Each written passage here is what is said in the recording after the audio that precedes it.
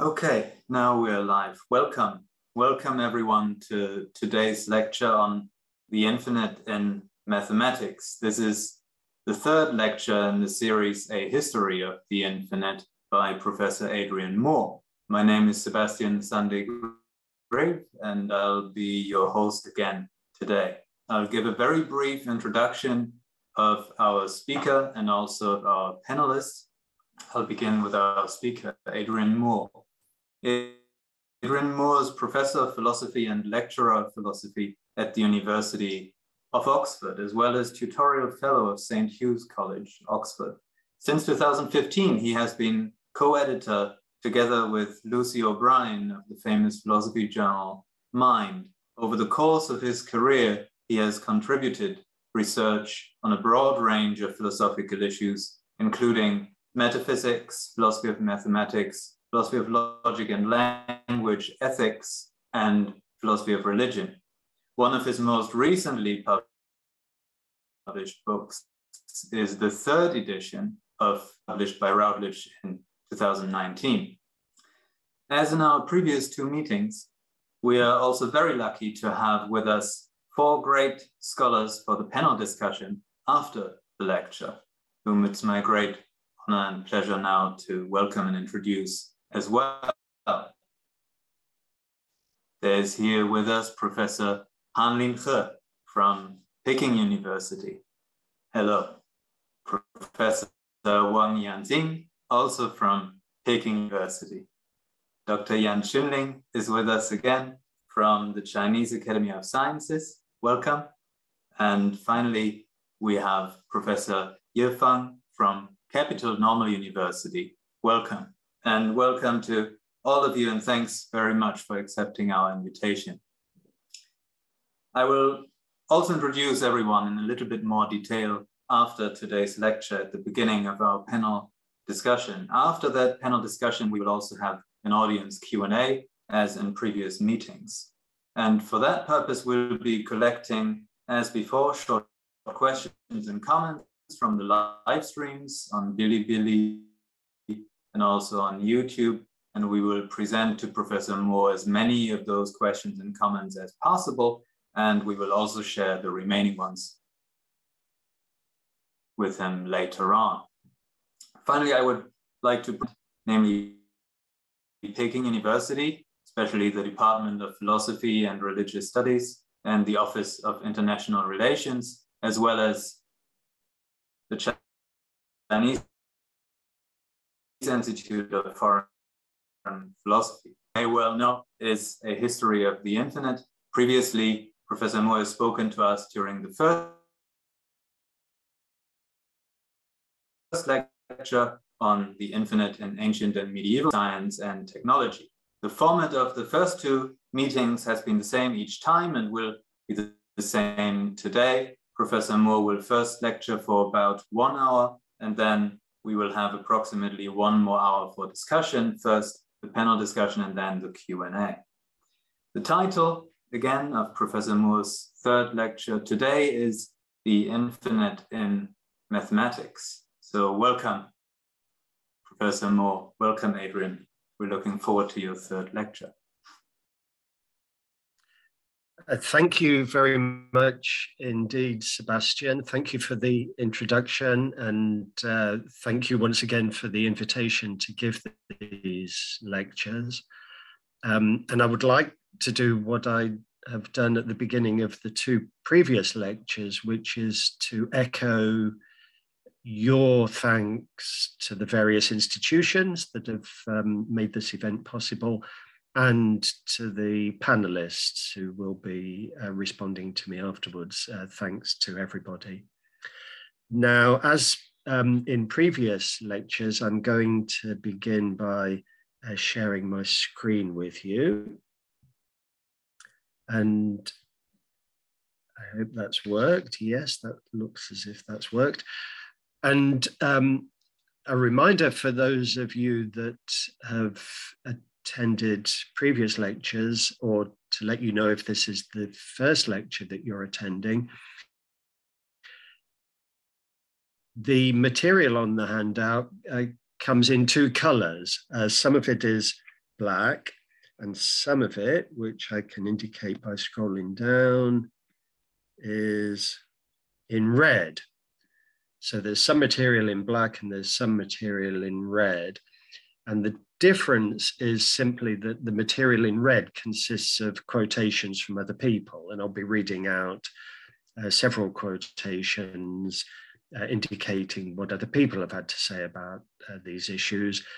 The material in black is just my own summary in between those quotations of the main lines of argument. And we begin with material images. And as you can see, I say that attention now turns to the mathematics of the infinite, the formal technical treatment of questions about the nature of infinity. And in comparative terms, this is relatively recent material.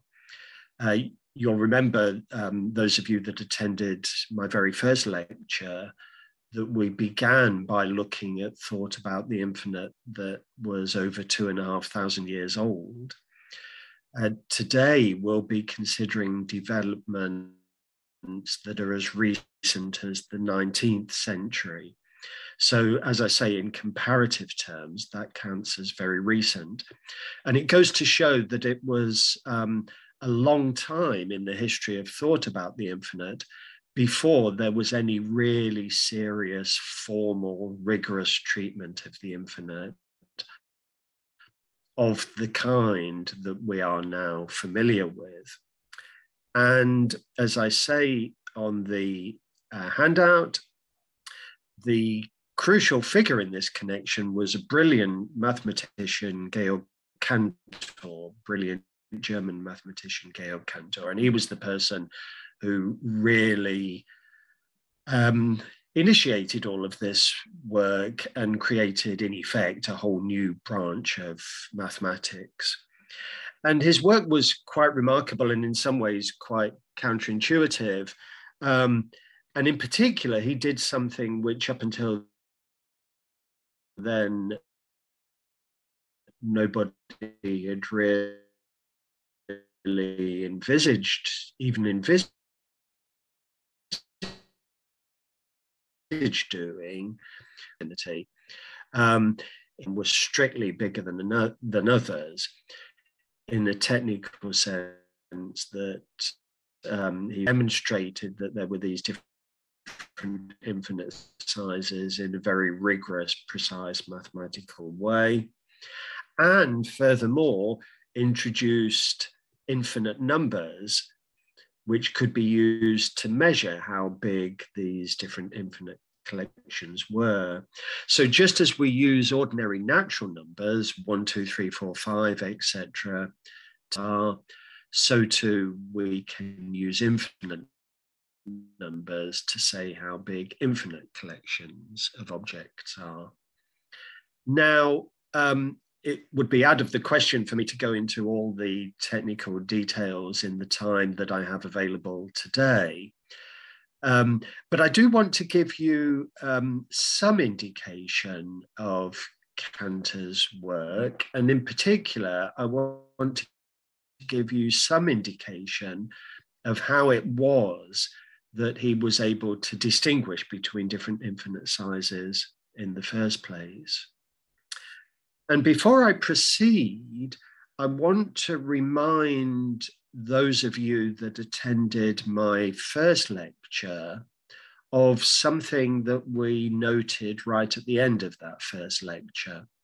You may remember that I discussed some of the ideas of Galileo.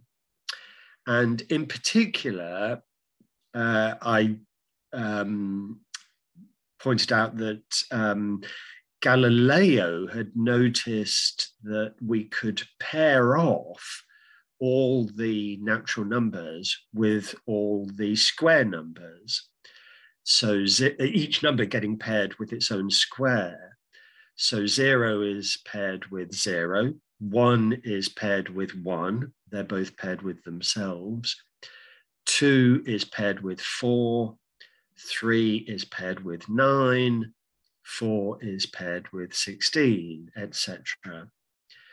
Each natural number has a corresponding square. Each square number has a corresponding square root. And the fact that we can pair them off in this way led Galileo to the conclusion that if we're going to talk in terms of comparisons of size at all, then we have to say that there are as many square numbers as there are natural numbers altogether. Now, Galileo himself thought that that was counterintuitive. He thought that it was clear that there were fewer squares than there were natural numbers altogether if we were going to talk in these terms, because very many of the natural numbers are not squares. So what Galileo recommended was that we just shouldn't talk in these terms. If we do, we get involved in paradox and contradiction. What Cantor did was something very different. He was just prepared to accept this counterintuitive result. He thought it was perfectly legitimate to talk in these terms as long as we explained carefully what we meant. And Cantor was prepared to say, yes, there are just as many square numbers as there are natural numbers altogether. And it may be counterintuitive, but nevertheless, it's something that can be demonstrated quite rigorously, and it was something that Cantor was prepared to accept. And then the question arises, well, does this mean that all infinite sets are the same size? You know, given any two infinite collections, is it always going to be possible to pair them off in this way, even in cases where that seems counterintuitive? And what Cantor argued and what he demonstrated rigorously is that the answer to that question is no. It's not always possible to pair off the members of one collection with the members of another. And now I'm going to scroll down to the next bit of the handout. So here's a diagram which demonstrates Cantor's argument. And let me explain what's going on in this diagram. Now, first of all, running down the left-hand side, you'll see the natural numbers 0, 1, 2, 3, etc. And then there are 3 dots to indicate that that goes on forever. So that's the infinite collection of natural numbers that we've already been thinking about. Now, what we're trying to do and what's going on the right-hand side is that we're trying to pair those off with sets of natural numbers. So over on the right-hand side, the bulk of the diagram, we've got a lot of yeses and nos. And what those yeses and nos are doing is that they're representing various sets of natural numbers, collections of natural numbers that may fall short of the entire collection. And the idea is that each row in this diagram represents a particular set of natural numbers. And the way in which it does that is that it registers by means of yeses and nos whether successive natural numbers belong to the set or not. So on the top row of this diagram, it goes yes, no, yes, no.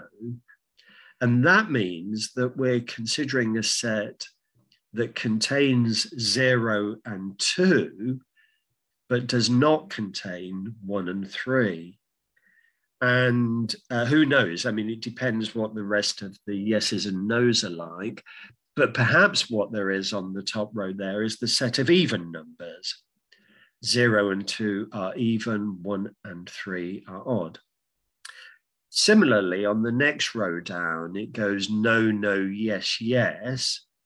This is a set that includes 2 and 3, but doesn't include 0 and 1. That may be the set of primes, for example. Again, it depends how it carries on, but 2 and 3 are prime numbers, 0 and 1 are not. Next next row down, yes, yes, no, no.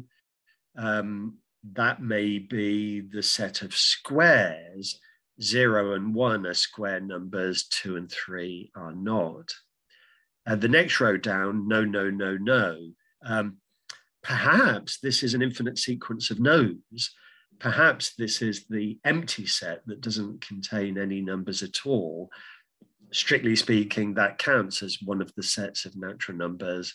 And so that's a set that we have to take into account. And the question arises, I mean, it doesn't matter why the diagram starts off in this way. This is purely arbitrary. This is just an example of what it might look like. But the question arises, could we so arrange things that every single set of natural numbers appears over on the right-hand side? And if we could, then we would have paired them off with the individual natural numbers. And that would go to show that there are as many individual numbers as there are sets of numbers. And Cantor had this ingenious argument to show that this is not possible. In fact, however we arrange this diagram, there will be sets that don't appear on the right-hand side. And in particular, he was able to show there's at least one set which we know will not appear on the right-hand side. And the argument proceeds as follows. You can see that there are lines in this diagram representing the diagonal. You start at the top left-hand corner and move down the diagonal. And in this case, what happens is that you first of all see a yes, then a no, then a no, then a no. And Cantor said, well, imagine that as you're traveling down this diagonal, every time you encounter a yes or a no, you write down the opposite. You've got a sheet of paper in front of you and you write down the opposite. So in this case, you would write down no, yes, yes, yes. And that would carry on depending on what the rest of the diagram looks like. And this is itself an infinite sequence of yeses and nos. As I say, in this particular case, it begins no, yes, yes, yes. And the question arises, where is that on the diagram? That's a set that represents a set of natural numbers just like any other. That set of natural numbers should appear somewhere in the diagram, but it can't do. We've constructed it in such a way that it can't do. We know it's not the very first thing on the list because it's different from that right in its very first place. It's not the second thing on the list because it's different from that in its second place. It's not the third thing on the list because it's different from that in its third place, and so forth. So we can't pair off the sets of natural numbers with individual natural numbers. And Cantor concluded that there are more sets of natural numbers than there are individual natural numbers. And this argument can be generalized. We can use this argument to show that whatever set you consider to start off with, it's always going to have more subsets than it has members. There's a bit of terminology that many of you will be familiar with. The set of subsets of a set is referred to as its power set. And this argument shows that the power set of a set is always bigger than the set itself. So the power set of the set of natural numbers is bigger than the set of natural numbers. The power set of the power set of the set of natural numbers is even bigger. The power set of the power set of the power set of the set of natural numbers is even bigger. There's no end to how big these sets can be. And so there are not only different orders of infinity, there are infinitely many different orders of infinity. So this is just a sample of some of Cantor's work. And of course, at the time, this was all very revolutionary and very counterintuitive, a lot of it, but completely rigorous, completely precise, formal mathematical work of the best kind. Now, as you see on the handout, Cantor was convinced of the mathematical importance and soundness of his work. There was no doubt in his mind that he had made important mathematical discoveries. But Cantor was not only a brilliant mathematician, he was also somebody with deep religious convictions. He believed in God, and his belief in God was something that was very important to him, played an important role in his life. And he connected these two things, his mathematical work and his belief in God.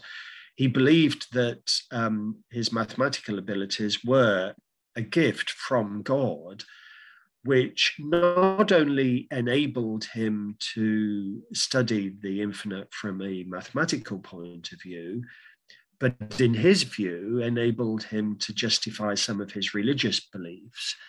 Because when you're thinking about God, you also find yourself thinking about the infinite.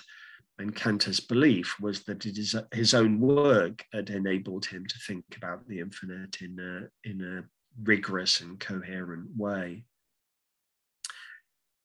So there follow on the handout two quotations from Cantor himself. So this is material that's now in red because these are quotations.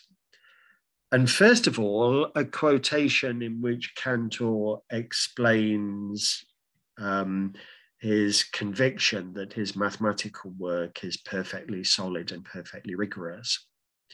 And what Cantor said was, "My theory stands firm as a rock. Every arrow directed against it will return quickly to its archer." This is a metaphor, obviously, for the idea that people will start criticizing his theory. And as we're about to see, there were plenty of people that did criticize his theory. But Cantor said, no, every arrow directed against my theory will quickly return to its archer. How do I know this?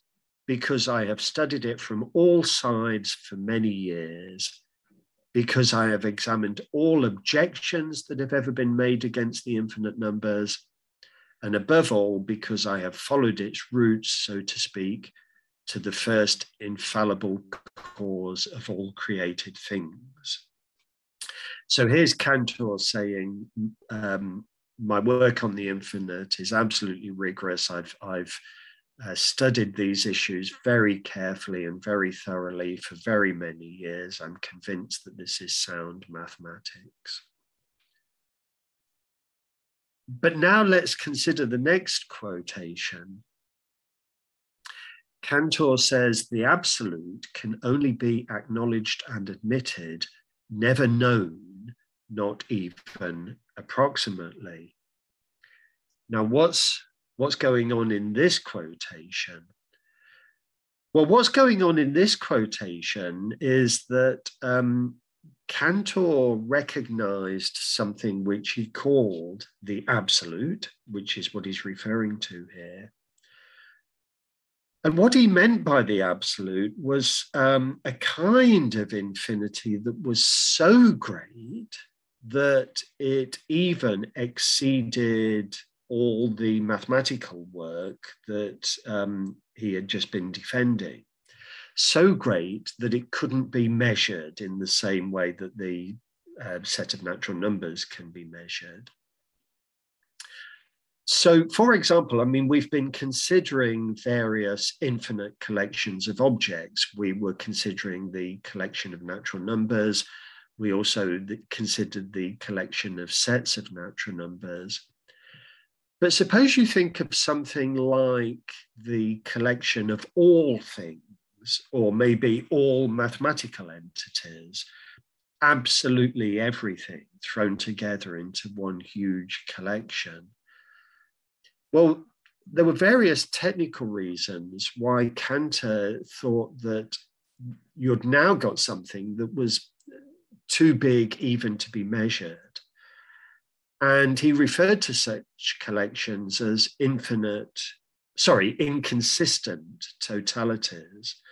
They're inconsistent totalities because if we treat them in the same way as other collections, we will eventually find ourselves running into paradox and contradiction.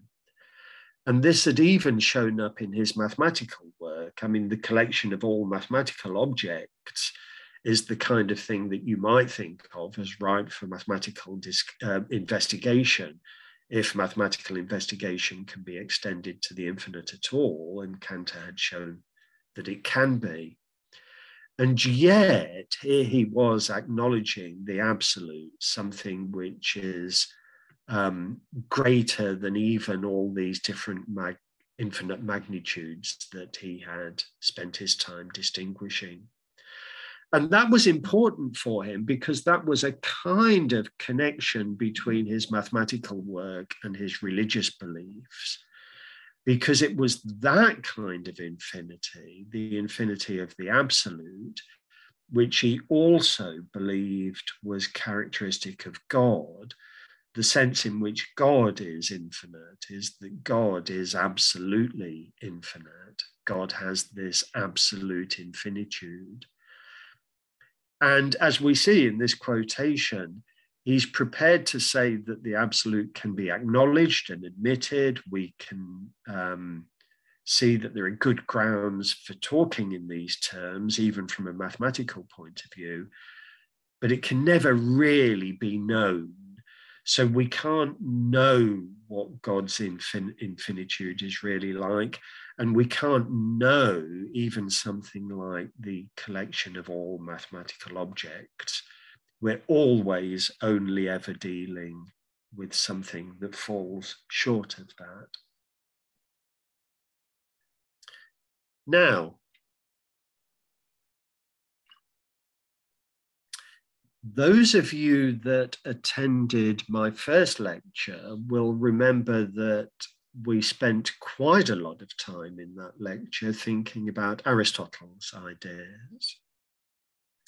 And in particular, there was a crucial distinction that Aristotle drew between what he called the actual infinite and what he called the potential infinite. The actual infinite is a kind of infinity that exists all at once, what you get if you can collect things together all together at the same time. And the potential infinite is the kind of infinity that isn't there all at once, but has to emerge in a never-ending process. And Aristotle's belief was that the actual infinite didn't make any sense, and the only kind of infinity that we could legitimately talk about was the potential infinite. Now, you may well think that what's going on here over 2,000 years later, at long last, you might think, we've got a kind of refutation of Aristotle's view, because it looks as if what Cantor has done is that at long last, he has shown that we can talk about the actual infinite.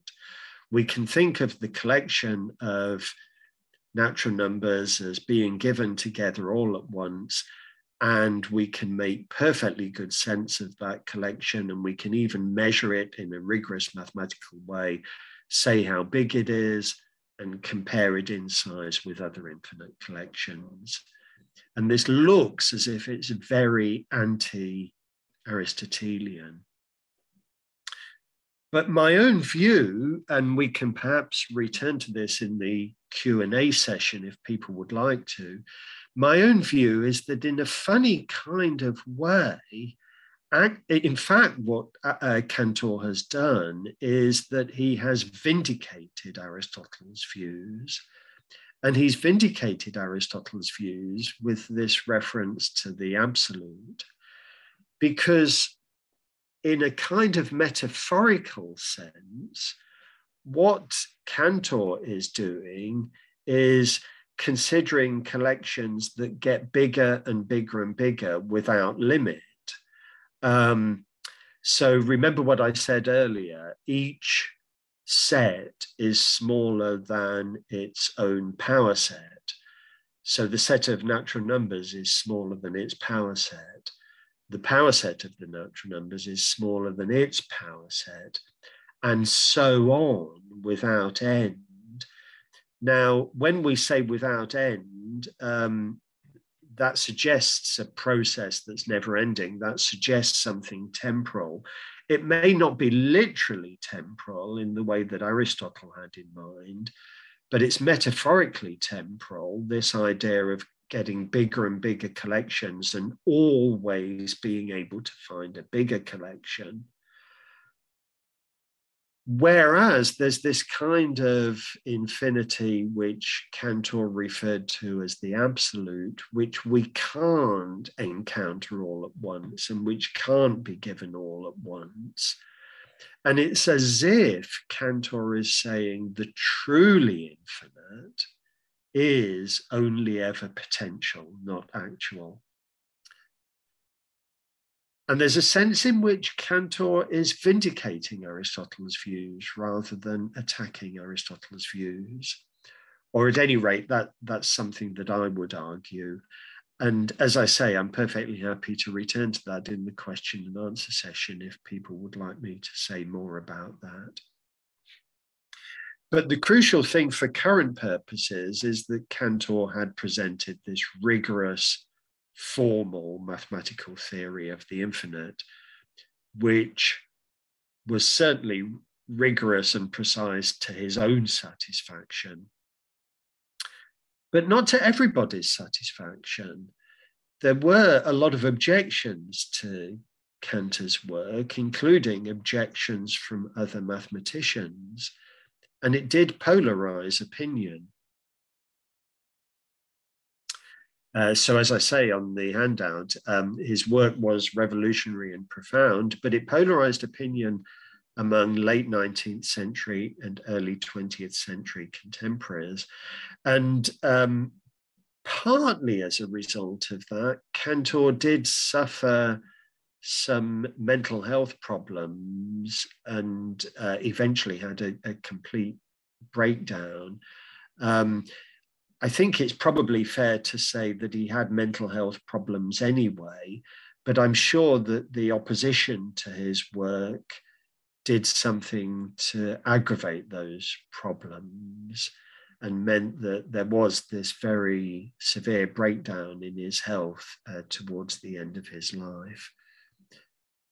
But there was a polarization of opinion, and the next two quotations illustrate that. So first of all, we have a quotation from Bertrand Russell, who was very much in favor of Cantor's work.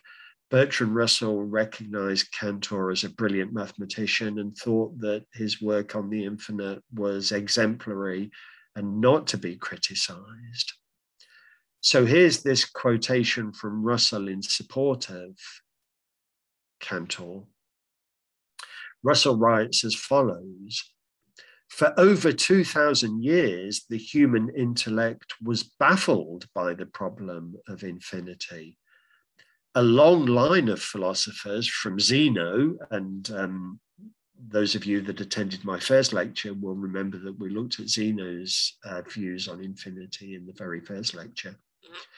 A long line of philosophers from Zeno to Bergson. Bergson was a much more recent thinker who had discussed the infinite. A long line of philosophers have based much of their metaphysics upon the supposed impossibility of infinite collections. The definitive solution to the difficulties is due to Georg Cantor." So there's Russell saying Cantor has finally solved all of these problems. But the next quotation is a strikingly different quotation. This is from the mathematician Kronecker, Leopold Kronecker. And he famously said, God made the integers. And what he meant by the integers is basically what I've been calling the natural numbers, 0, 1, 2, 3, etc. All the rest is the work of man. So what Kronecker meant was that there was something very basic and natural about the natural numbers, but other kinds of numbers are human inventions. Negative numbers, irrational numbers, unreal numbers, all the different kinds of numbers that mathematicians investigate. Kronecker believed that they had been invented by mathematicians themselves. These were, as he says in the quotation, these were the work of man. And in particular, he would have said this about the infinite numbers that Cantor investigated, but he didn't think that Cantor's work was of any really great significance at all. Not only was it invention, but it was unhelpful, unworthy invention. And he was quite seriously opposed to Cantor's work, to the extent that he opposed Cantor in various ways, and in particular tried to block some of Cantor's publications. And one of the reasons why this is particularly striking is that Kronecker was quite a significant mathematician in his own right. And furthermore, he had been one of Cantor's teachers. Cantor had worked with Kronecker. So it was very striking that Kronecker was opposing the work of his pupil. Two more quotations demonstrating the way in which Cantor's work polarized opinion. The 20th century mathematician David Hilbert, and again, those of you that attended my first lecture will remember that I began that lecture with a quotation from Hilbert, who wrote a lot about the infinite and thought a lot about the infinite. And here's another striking quotation from Hilbert, who was very, very much in favor of Cantor's work. And he wrote as follows: "No one shall be able to drive us from the paradise that Cantor has created for us." So he was prepared to describe Cantor's work as taking us into a kind of paradise. And then there's a very striking and very amusing quotation by the 20th century philosopher Wittgenstein, responding to Hilbert in the following way. He says, "I would say I wouldn't dream of trying to drive anyone from this paradise. I would do something quite different. I would try to show you that it is not a paradise, so that you will leave of your own accord. I would say, you're welcome to this, just look about you. For if one person can see it as a paradise, why should not another see it as a joke?" And Wittgenstein wasn't taking issue with Cantor's work from a formal mathematical point of view. It's not as if he thought that Cantor was guilty of any mathematical errors. He just disagreed about whether it was of any real significance. And so what he was doing was he was challenging Hilbert's idea that this was a kind of paradise. And Wittgenstein was saying, well, we can just as easily see it as a joke. This is mathematics that we don't have to take seriously, and that isn't great mathematics. And I think it's probably fair to say that one of the things that was motivating Wittgenstein to take this view was that it was mathematics that had no real application. I mean, this is very much pure mathematics. It's not relevant to building bridges, for example. And we talked earlier about this. I talked a little bit about this at the end of the first lecture. If I'm right that that was part of what was motivating Wittgenstein, then my own view is that Wittgenstein was being unfair, partly because there's nothing wrong with pure mathematics. I mean, I don't see why mathematics has to be applied. But also, secondly, even if we think that applicability is very important to mathematics and that only mathematics that can be applied counts as really great mathematics, even if we do think that, it's still relatively early to make this kind of judgment. I emphasized at the beginning of today's lecture that this work is relatively recent work, and mathematics often predates its applications.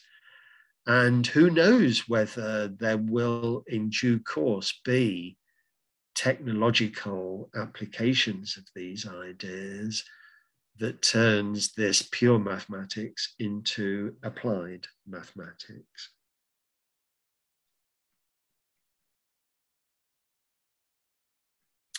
Now,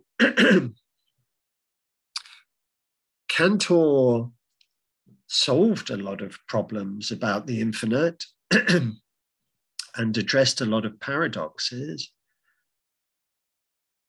But it's only fair to admit that his work introduced some new paradoxes of it, as I suggest on the handout. This was also a contributory factor to his mental health problems, another reason why he may have suffered a breakdown.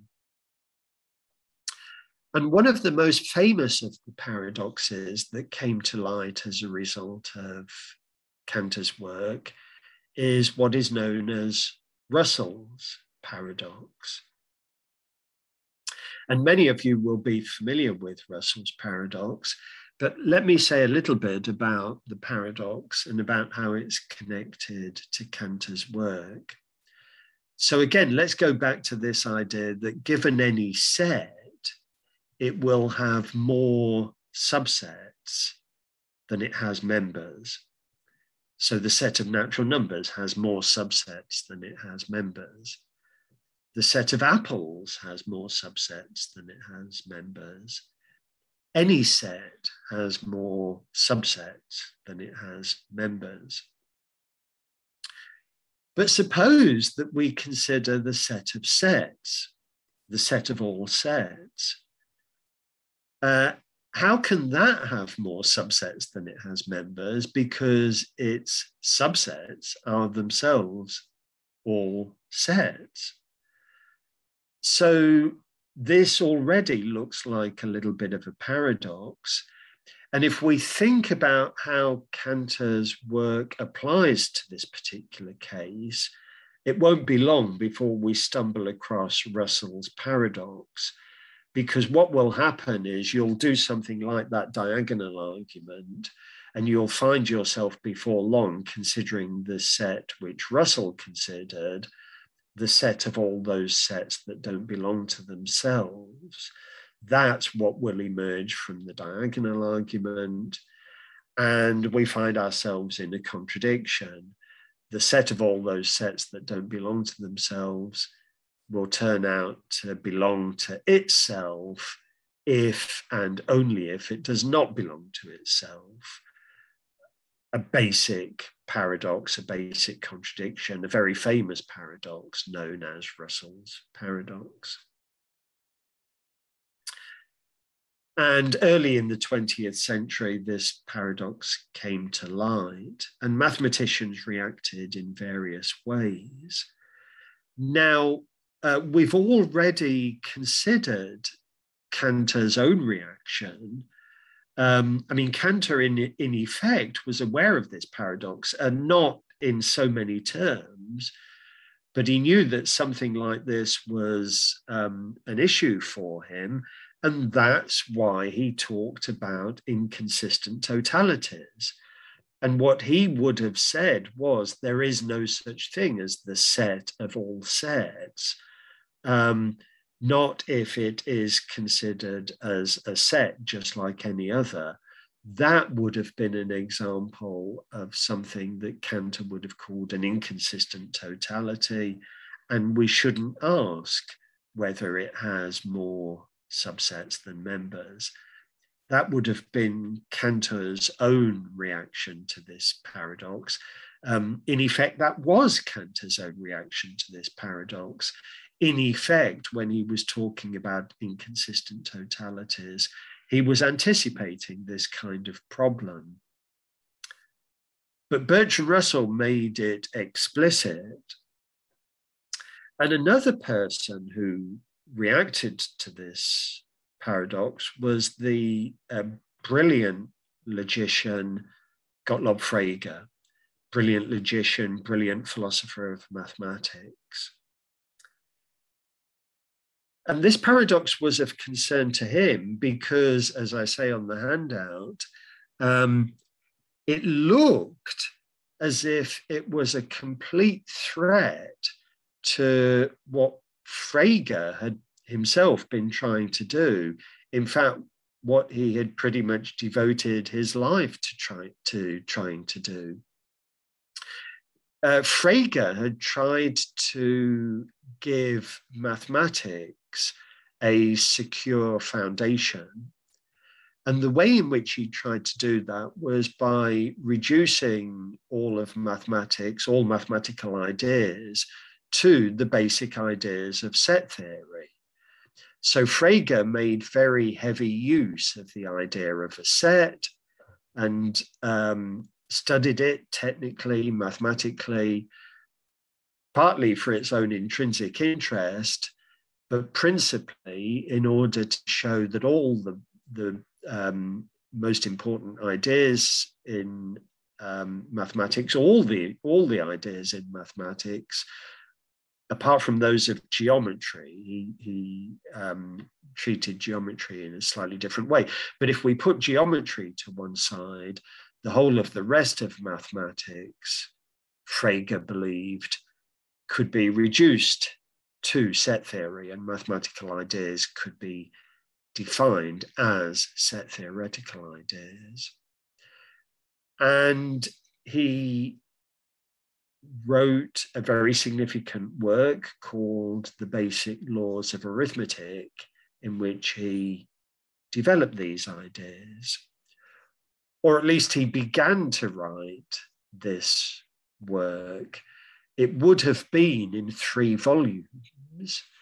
And volume 1 had already appeared. Volume 2 was about to appear. And he was at work on volume 3 when Bertrand Russell communicated this paradox to him, because Frege had treated the idea of a set in such a way that it was immediately vulnerable to this paradox.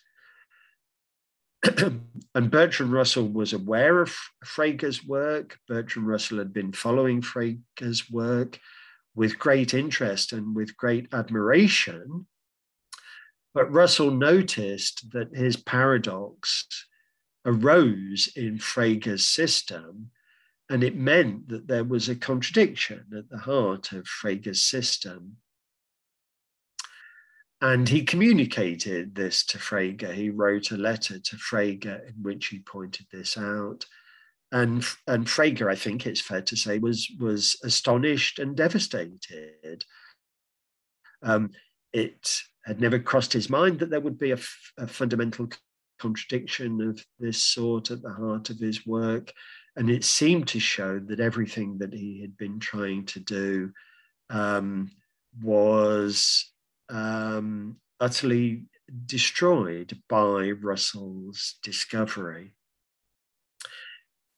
So here we have a quotation from Frege himself, and this quotation appears in a letter which he wrote in response to Bertrand Russell.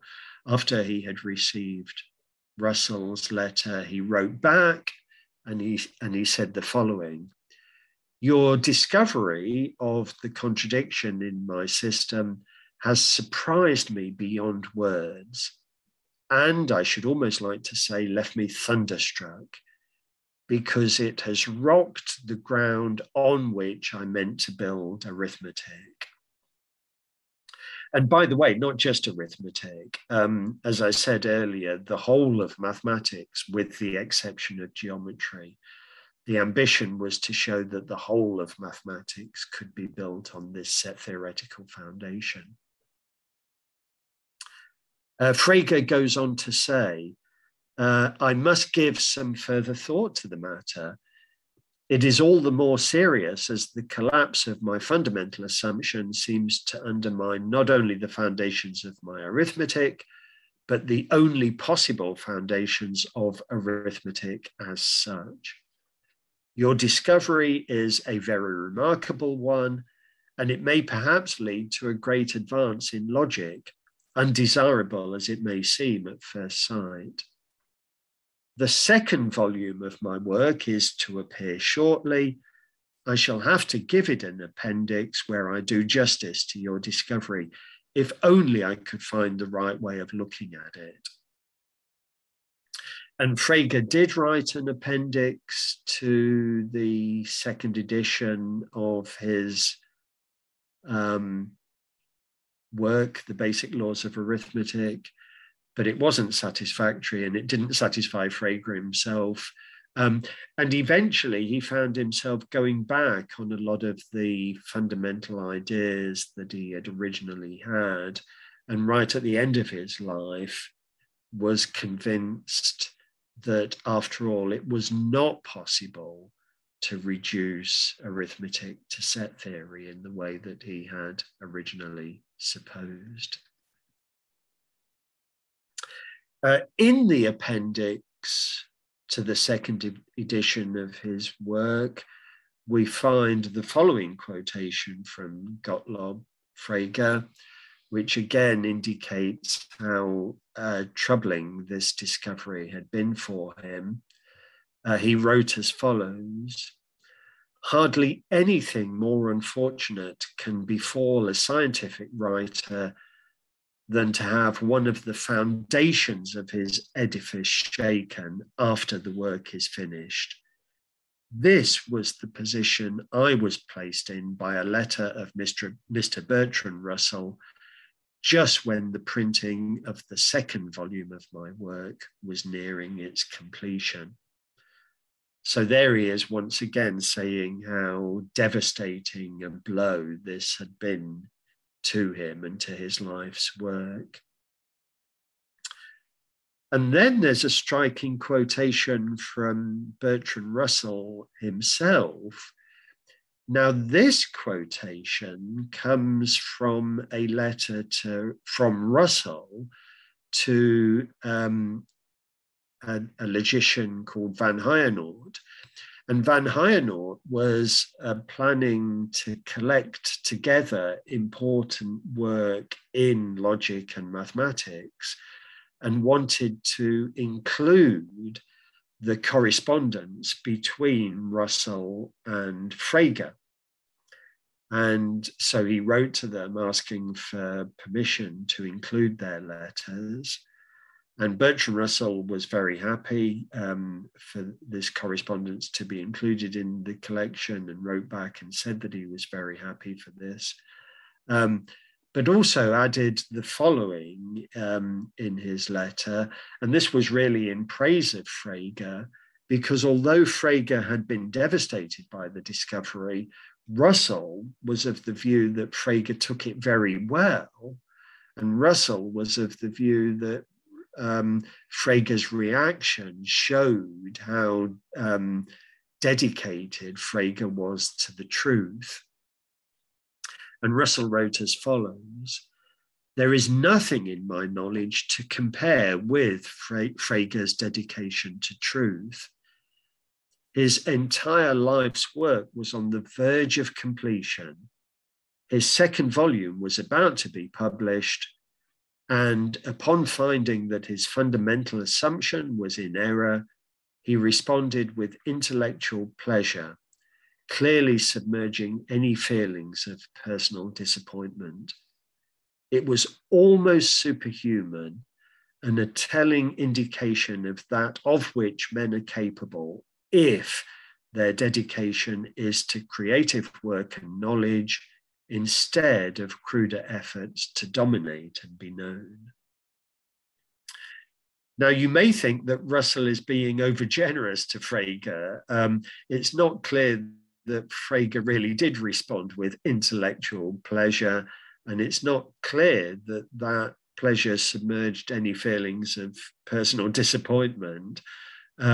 So perhaps Russell is being very kind to Frege.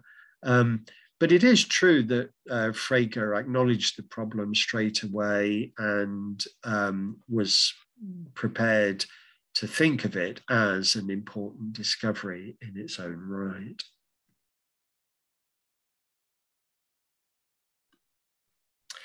Now, Cantor's work has been hugely influential. It's opened up a whole new branch of mathematics. There are plenty of mathematicians these days continuing to work on the mathematics of the infinite, partly responding to some of the paradoxes that had emerged, partly just continuing Cantor's own efforts. And this work has become more and more sophisticated, and it's become more and more technically interesting. And it has vindicated Cantor's own belief that this was a perfectly rigorous and respectable kind of mathematics that he had invented.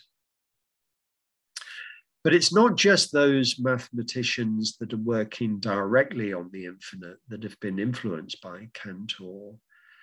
And there's a very famous 20th century discovery, Gödel's theorem due to Kurt Gödel, which in its own way, in its own indirect way, is based on that diagonal argument, which we began this lecture by looking at. I won't go into details here. It would be impossible for me to go into details about the connection, but suffice to say that Gödel proved his theorem by, in effect, considering just such a diagonal.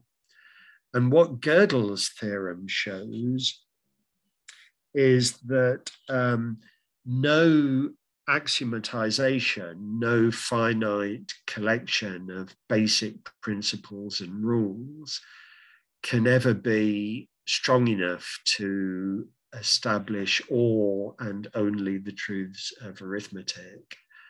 If you've got an axiomatization that establishes some truths of arithmetic, nevertheless, there will be others that are left out. A little bit like what we saw in the diagonal argument. If you've got a correlation that pairs off some sets of natural numbers with individual natural numbers, nevertheless, there will be some that are left out. And Gödel developed these ideas and went on to show that an axiomatization, a set of basic principles and rules that is strong enough to establish some truths of arithmetic, will nevertheless never be so strong that it can establish all truths of arithmetic, unless it pays the price of establishing some false things as well. But you're never going to be able to hit exactly all the truths of arithmetic in that way. And at one point, Gödel summarized his own discovery as follows. The human mind is incapable of formulating all its mathematical intuitions.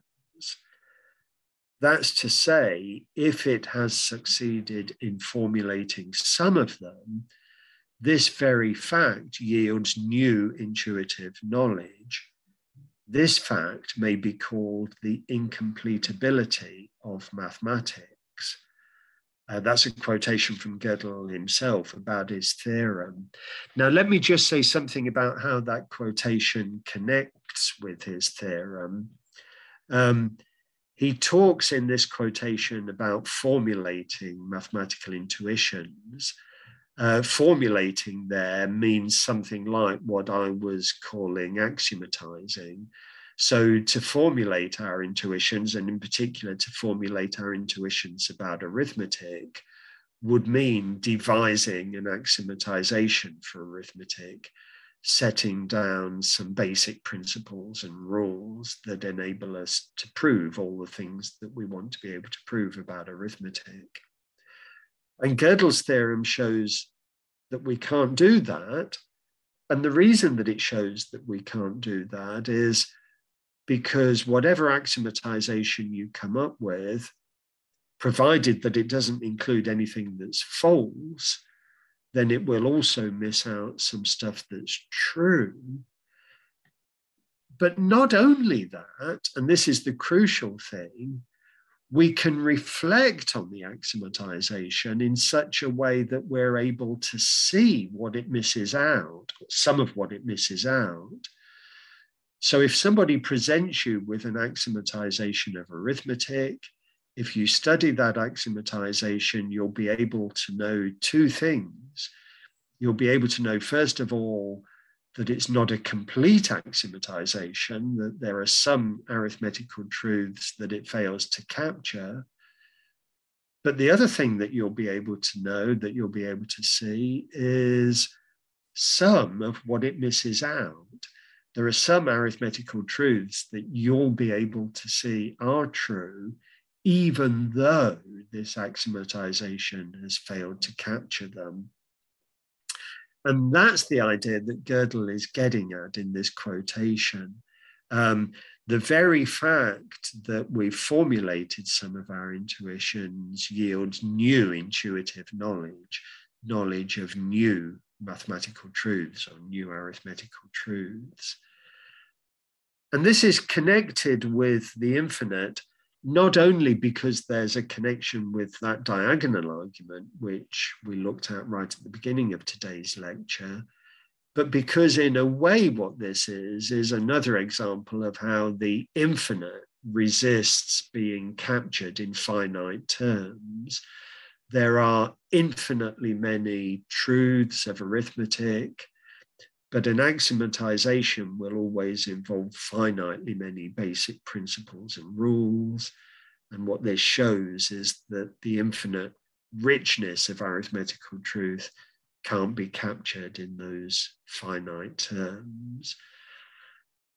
But if we have a finite collection of basic principles and rules in front of us, we human beings can use what we've got in front of us to recognize some of the infinite wealth of arithmetical truth that has resisted being captured in that way. Now, another 20th century thinker, the philosopher John Lucas, was very struck by this, very impressed by this, and he drew the conclusion that there's an argument here to show that the human mind has powers, mathematical powers, beyond those of any possible computer, any possible machine. Computers are very impressive, and there's all sorts of things that computers can do, as we know all too well. And artificial intelligence has developed in breathtaking ways. Nevertheless, Lucas was convinced that however sophisticated it gets, artificial intelligence will never be able to replicate human intelligence. And in particular, Lucas thought that Gödel's theorem helped to show this. And the basic argument is quite simple. A machine, however sophisticated it is, or a computer, however sophisticated it is, will always be operating with some basic principles and rules, some finite collection of principles and rules. And in particular, if you've got a machine that can prove arithmetical truths for you, that's how it will be doing it. It'll be using some basic principles and rules. But Gödel has shown us that given any basic principles and rules of that kind, we human beings can always recognize an arithmetical truth that exceeds what those principles and rules are capable of establishing. So whatever your machine can do, we human beings can always go one better. That was Lucas's view. And he summarizes his argument as follows in the quotation on the handout. However complicated a machine we construct, it will correspond to a formal system. And by a formal system, there is meant something like a finite collection of basic principles and rules, which in turn will be liable to the Gödel procedure of finding a formula that's improvable in that system. This formula, the machine will be unable to produce as being true, although a mind can see that it is true. We're trying to produce a model of the mind which is mechanical, which is essentially dead. But the mind, being in fact alive, can always go one better than any formal, ossified, dead system can. Thanks to Gödel's theorem, the mind always has the last word. That was John Lucas's view. Now, you may remember that in the second lecture, somebody asked a really interesting question after the lecture about the whole idea that the human mind may be in some ways infinite. Is there a sense in which the human mind is infinite or can grasp the infinite or has infinite powers? And that's a very interesting question. And I said in response to that question that I would come back to it later. And I will return to that question in my fourth and final lecture. But actually, there's already something that we can say about it, which is that if Lucas is right, then Gödel's theorem supplies a very direct answer to that question. It shows that there is a sense in which the human mind is infinite. And in particular, there's a sense in which the human mind is infinite, but no machine is. The human mind has a kind of infinite capacity that goes beyond that of any possible machine, if Lucas is right. But of course, that's a big if. We may or may not agree with Lucas. Gödel himself didn't entirely agree with Lucas. And there are lots and lots of people who have responded to Lucas's argument and who have disagreed with him and who don't think that Gödel's theorem has this consequence. So this is very controversial. And this is something else that we can return to in the Q&A session if people would like to. It is a fascinating issue. It's obviously a very interesting question, whether the human mind is superior to any artificial intelligence. That's a fascinating question in its own right, but it's particularly fascinating to see what bearing Gödel's theorem has on that question and how that question relates to the infinite. So to sum up, I should finish. I've been going for about an hour. What have we learned from today's lecture? Well, what we've learned, as I say on the handout, is that by subjecting the infinite to formal scrutiny, mathematicians have ended up creating more problems for themselves than they've been able to solve. They have solved a lot of problems, but there are plenty of problems that remain, including the problem of what the best thing is to say in response to Russell's paradox, and some other problems, some other major unresolved questions, which I haven't mentioned at all in today's lecture, but which I can mention in the question and answer session if people would like to. What mathematicians have discovered, as I say on the handout, is that they have had to reckon with some extraordinarily deep puzzles at the very heart of their discipline, at the very heart of mathematics. The questions that have arisen here are questions of the most fundamental kind about mathematics itself. Good, so at that point I'll stop, and I'll also stop sharing my screen. Well, thank you so much, Adrian. Thanks very much indeed to Professor Moore for his third lecture today. That gives us plenty to talk about.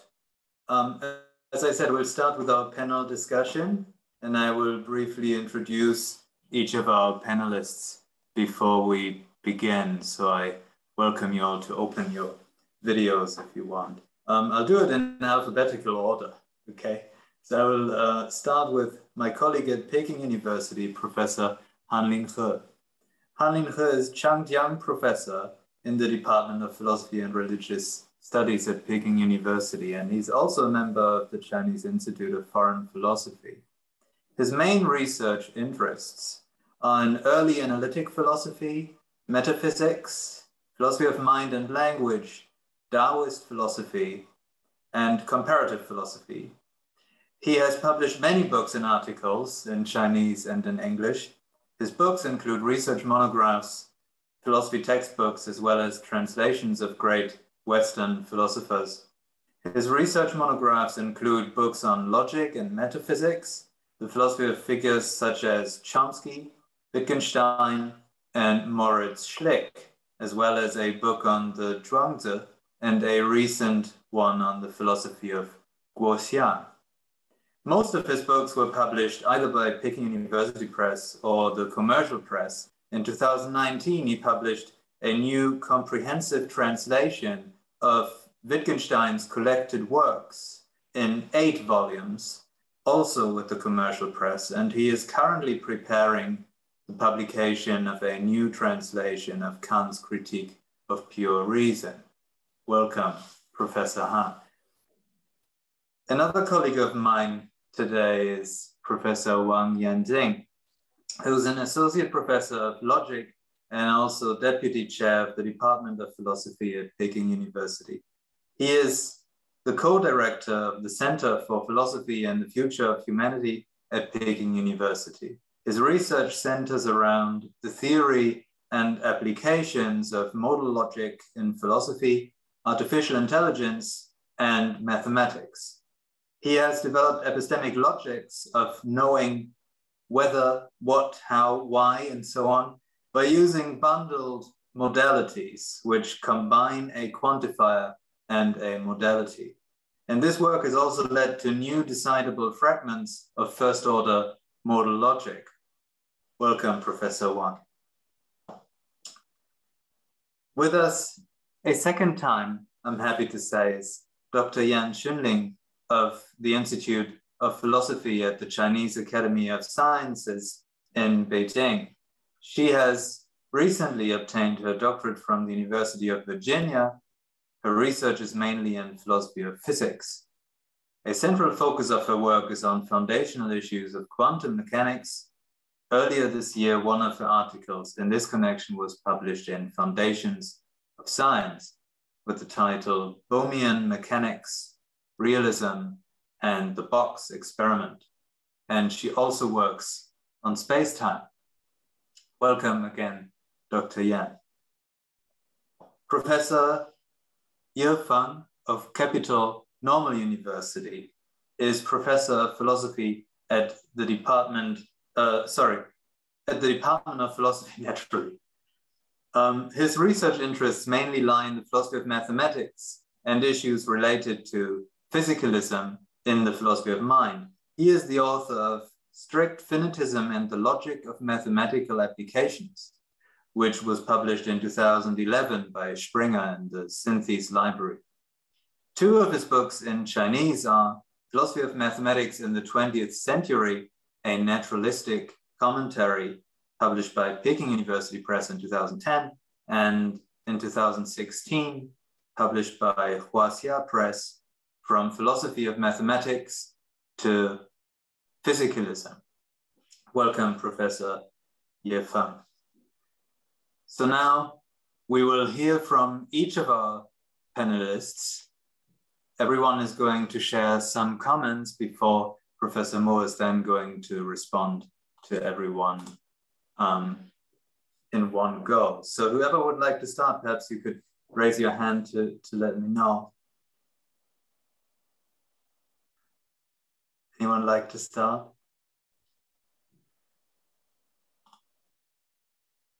Okay, Professor Wang, thank you. If no one would like to start.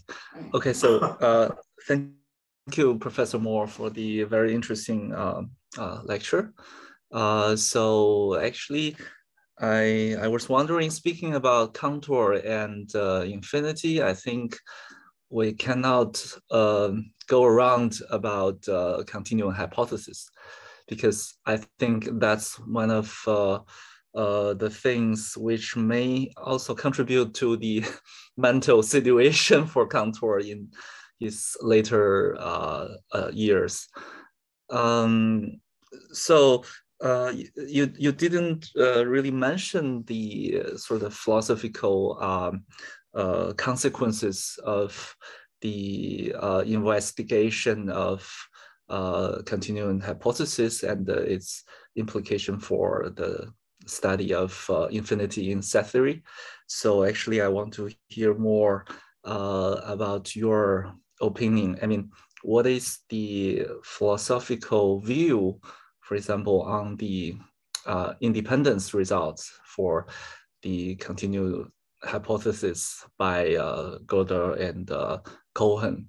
I think that's a very, this independence result is, of course, kind of driving force for the later development for set theory, which is often considered as the theory for studying, say, infinite and higher infinites, actually. So I really would like to hear from you the philosophical kind of impact about this. And also, more generally, actually, I'm asking also on behalf of a mathematician friend. He asked me to ask, the question is actually, do you think that mathematical investigation of infinite may have impact on philosophy? So this is a more general question from a mathematical logician, actually. So, okay, thank you. Thanks very much, Yanjing. Anyone who would like to go second after Professor Wang? Okay, great. Thank you. Dr. Yan, please go ahead. Okay, so thank you for the lecture, Professor Moore. It was very interesting. So my first question might be more general. And as you know, I work on physics, so my question always go back to physics. So in the last lecture, you mentioned that, at the end of the lecture, you mentioned that physicists are often suspicious about infinity. And they try to do anything they can do to get rid of infinity. But mathematicians, as you present in this lecture, and from my impression about how mathematicians approach infinity, that it seems like they are not really worried about the concept about infinity. Instead, they try to make sense of it. They try to compare infinite sets like Cantor was doing. So is there a reason why mathematicians does not seem to be worried about infinity? Is it because there's no physical significance for mathematical infinity? Because we were talking about infinite numbers, infinite maybe dimensions of space, infinite functions and things like that. So that's my first more general question.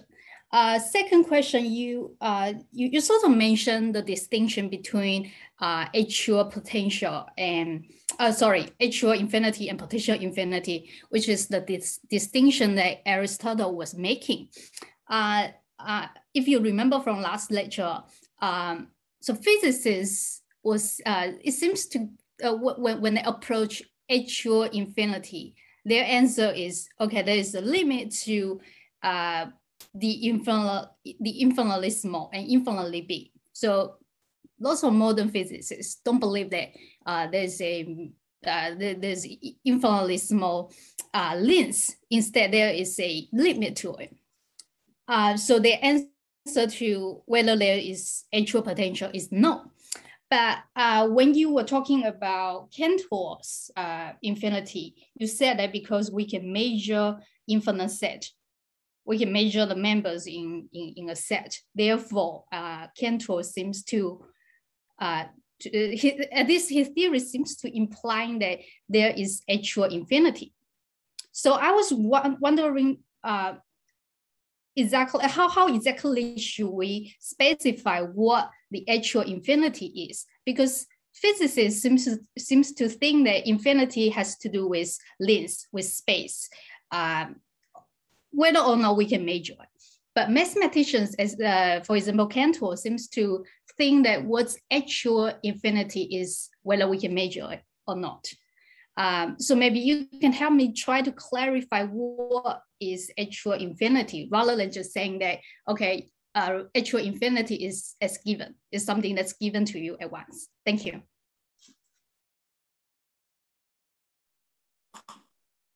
Thank you so much for that. Now, I think Professor Han opened his microphone. I believe he would like to go next, yes?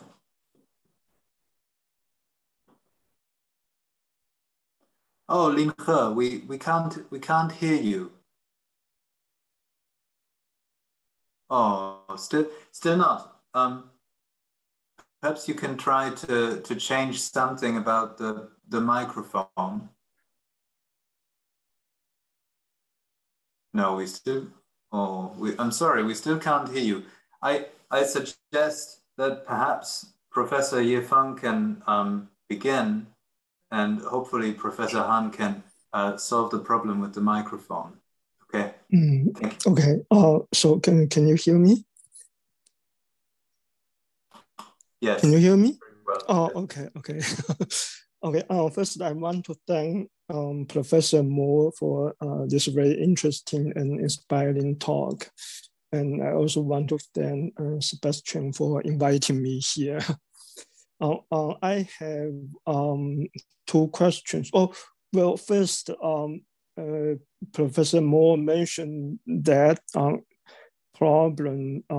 I mean, the view that the set of natural numbers is somehow, in some sense, finite. You mentioned that, right? You said probably in this Q&A sessions, people would want you to clarify that. And yes, I remember you have an answer to this. To people's this doubts in the preface of the second edition of your book, right? So maybe, yeah, I also want to hear it again because I'm still not sure I follow, I follow you. And my two other questions are also questions from reading your book, The Infinite. So not really, probably not directly from this today's lecture. Let me put this way. I suppose many philosophers attribute straight finitism to Wittgenstein, right? They would say Wittgenstein holds some sort of finitism, and that would mean denying the existence of infinity in any sense, even like the set of natural numbers, the set of real numbers. Now, when reading your book, at first I thought you agree with Wittgenstein here. You discussed with Wittgenstein in many places in your book, right? I thought that you agree with Wittgenstein here. That would mean denying the existence of even the set of natural numbers or the set of real numbers. But after the second thought, I'm not sure. I get another impression that there is purpose. You just use Wittgenstein to deny the existence, the so-called absolute in Cantor's sense. When you say the set of natural numbers is in some sense finite, so maybe you just use Wittgenstein to deny that absolute infinity, and you also said something like that infinity, that real infinity, is somehow shown to us, but we have to say that they cannot really exist. I'm not sure if this understanding is correct. Now, suppose it's correct, and then my second question is, so what is your real view on this more limited infinity? I mean, like the set of natural numbers, the set of real numbers. Are you siding with realists on this? That's another thing I'm not so sure, because my impression is that probably you won't agree with, say, Platonism or realists on like even for this limited infinity, like set of natural numbers, set of real numbers. But if you don't agree with Platonists here, what is your reason for that?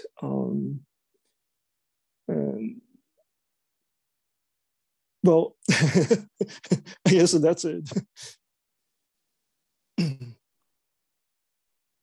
Very well, thank you so much for that. I believe that Professor Han has possibly solved his microphone problem. Do you hear me? Yes, now we can hear you. Very good. Thank you. I have a question to Professor Moore. You mentioned that according to Cantor, the set of natural numbers is actual. Is that so?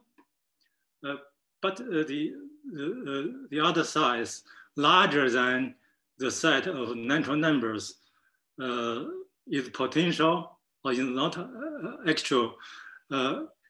Cantor even said that the size larger than the set of natural numbers are not the truly infinite, even talking about the inconsistent totalities.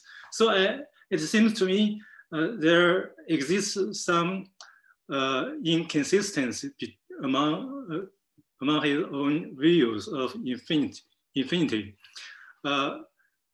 It seems to me that Cantor is insisting that the truly infinite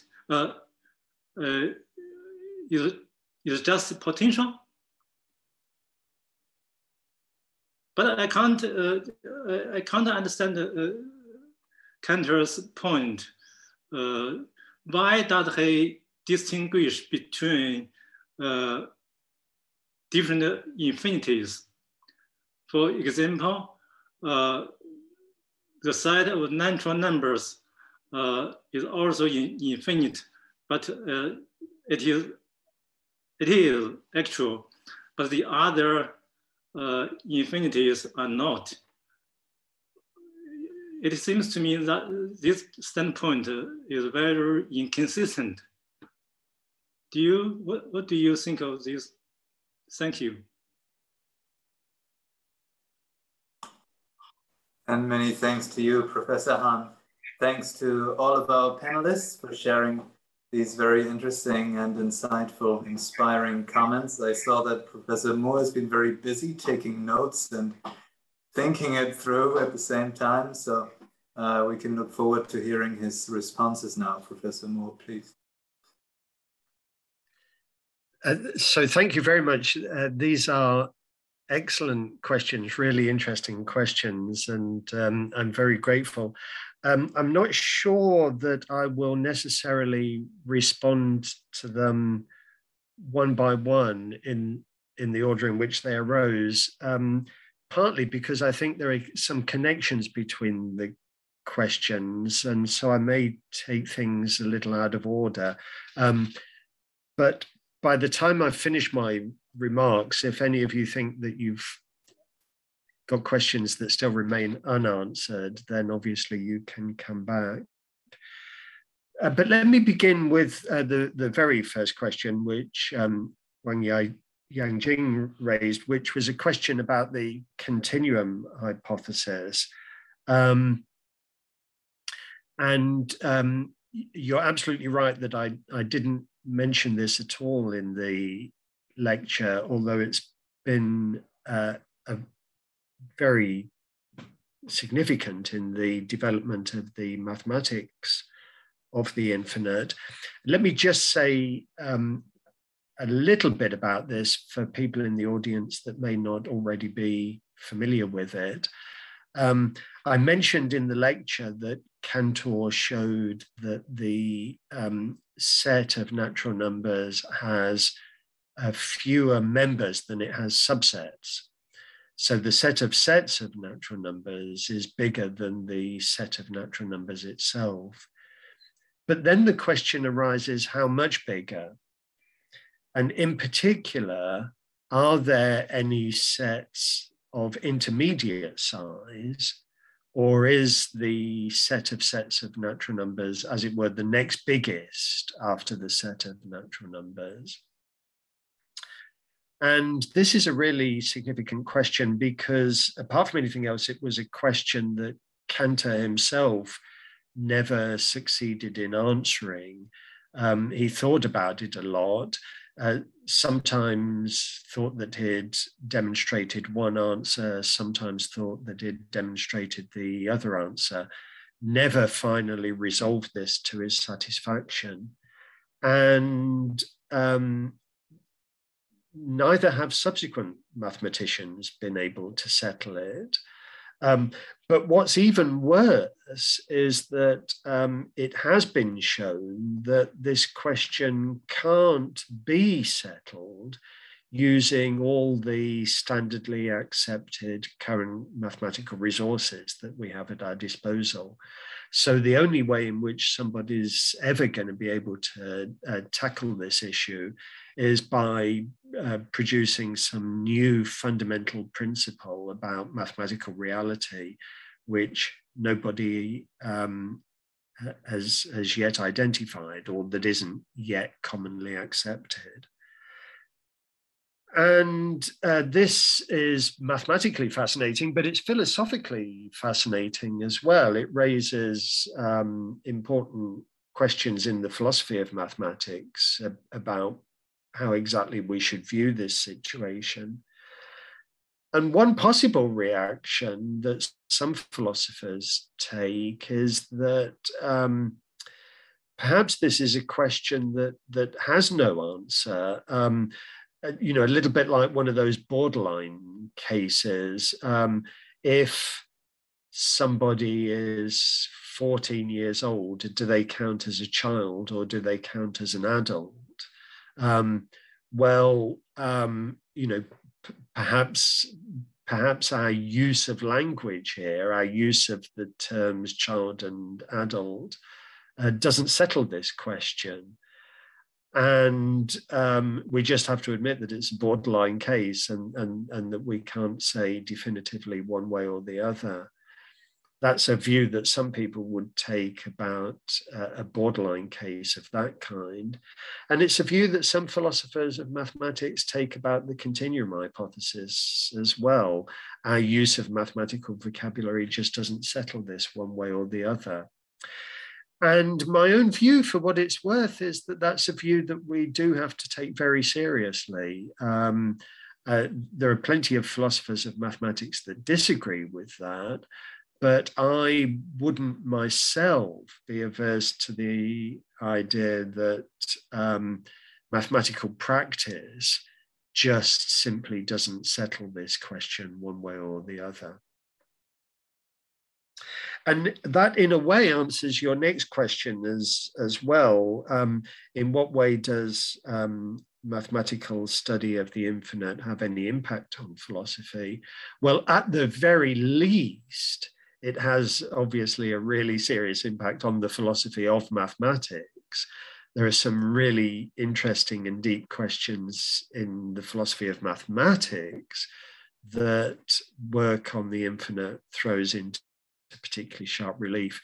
And this is one of them, a question about the very idea that mathematical reality is determinate, and a question about how far our use of mathematical language fixes the answers to all the mathematical questions that we may want to raise.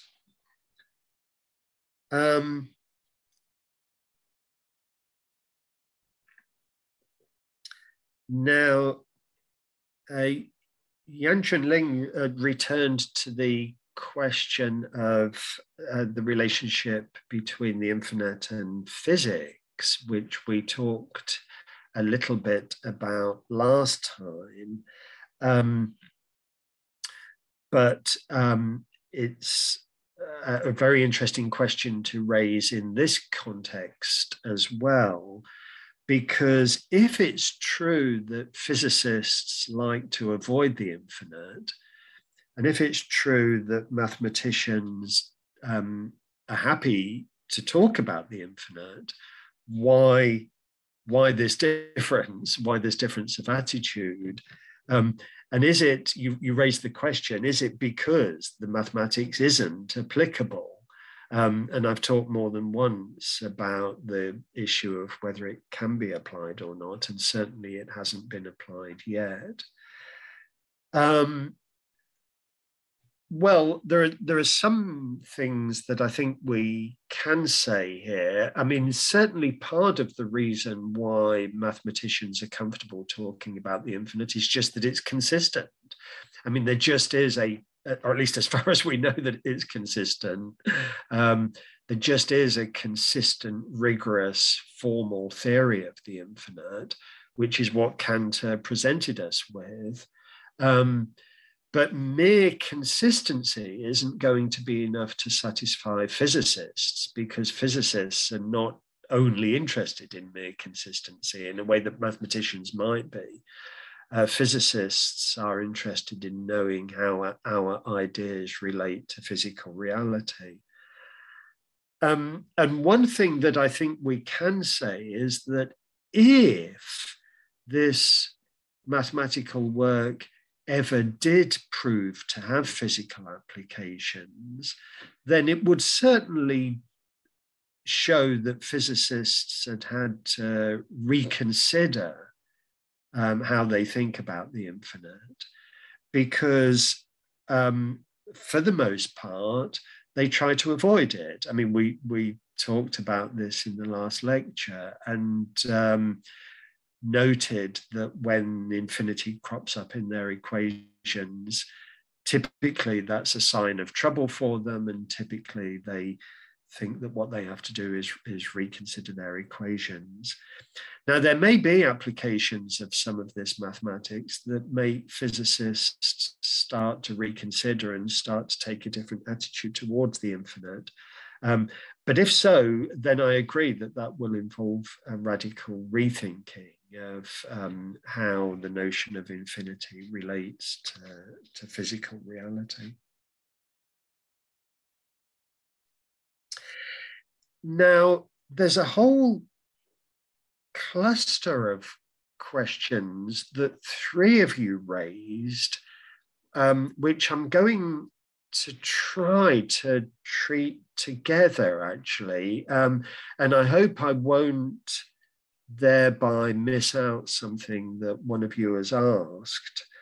But in various different ways, three of you raised the issue of why I think that what Cantor called the absolute is truly infinite, which is something that Cantor himself wanted to say.